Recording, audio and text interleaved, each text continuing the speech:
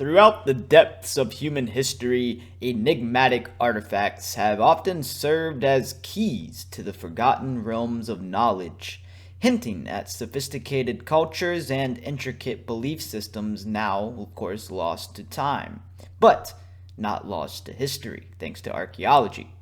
Among these relics are the Native American birdstones, graceful, polished effigy stones that defy simple categorization.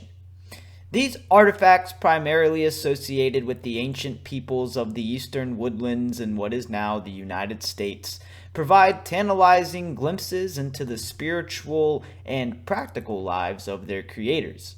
And birdstones were often carved from slate, banded slate, or other materials like this, and they range in size but typically fit comfortably in the palm of a hand. Their defining feature is their resemblance to birds, of course, which were mostly rendered in minimalist forms because they were, of course, making these thousands of years ago.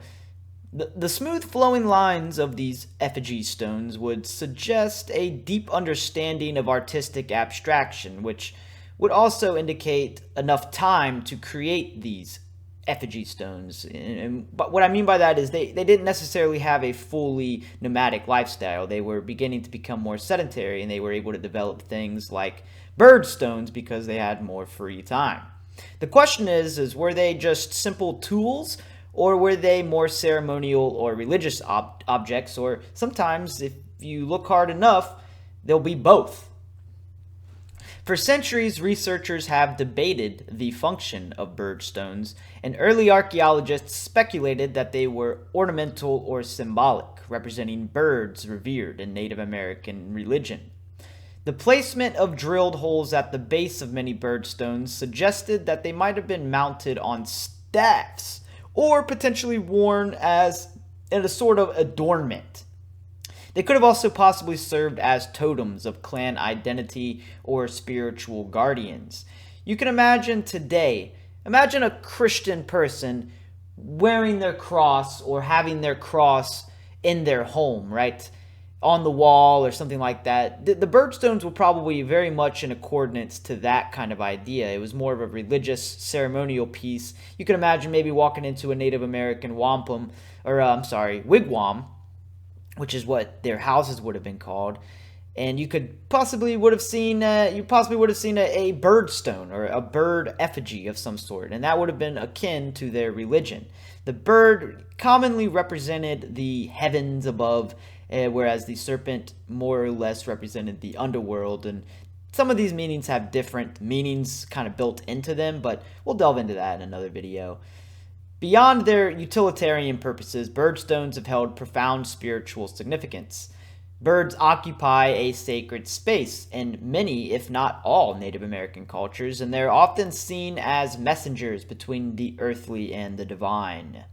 The act of carving a birdstone or transforming a raw piece of stone into the likeness of a bird might have been a spiritual practice in and of itself, imbuing the artifact with power and purpose for us to resonate with today. The abstract forms of birdstones would also suggest a deliberate departure from naturalistic representation. This stylization would have reflected or could have reflected a worldview where the essence of the bird, its ability to soar, its role as a symbol of seasonal change, or perhaps its symbolic connection to the heavens, was more important. All of these would have been more important than its quote-unquote physical likeness.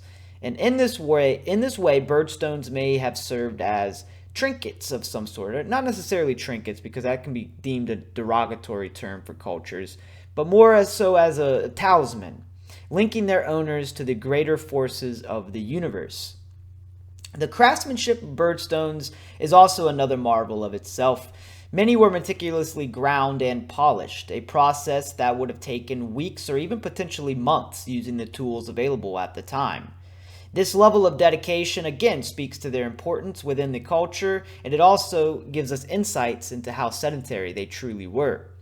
Moreover, the materials used were also often very exotic, and they were a lot of the times sourced from distant locations. which of course also hints at the extensive trade networks of which we've talked about many times on the channel, and we'll be discussing it many more times on the channel because it was just absolutely amazing and very prevalent in their society.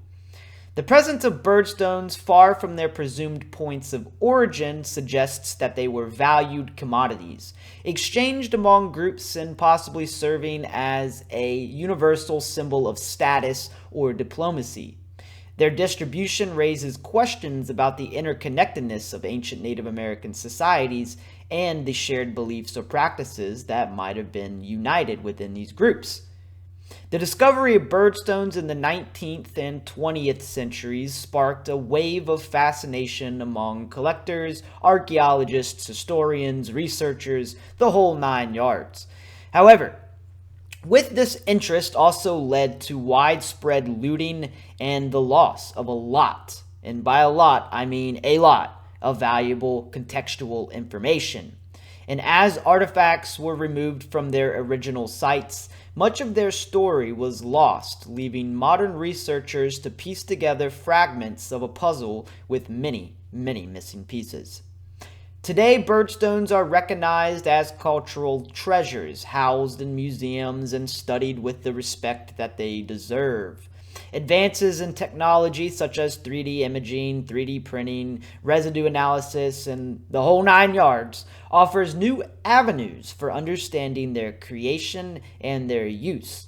And even with this, the mystery of birdstones will still likely endure, reminding us of the limits of our knowledge and the depths of the past and the depths of history still waiting to be explored.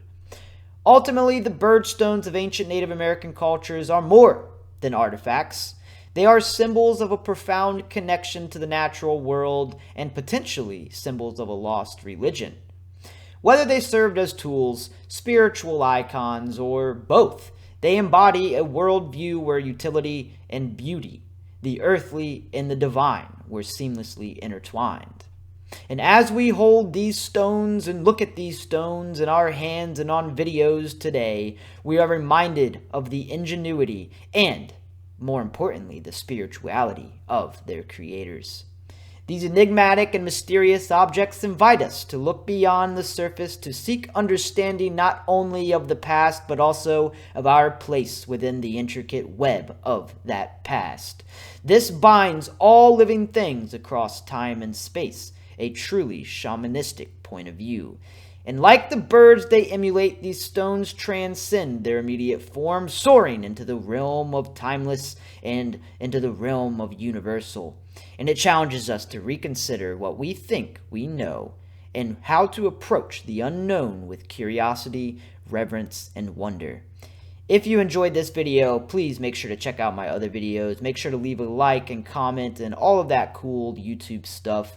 And I hope you guys had a good holiday and all that cool stuff. Merry Christmas, you know, the whole nine yards. I love you guys, and I'll see you next time. Peace.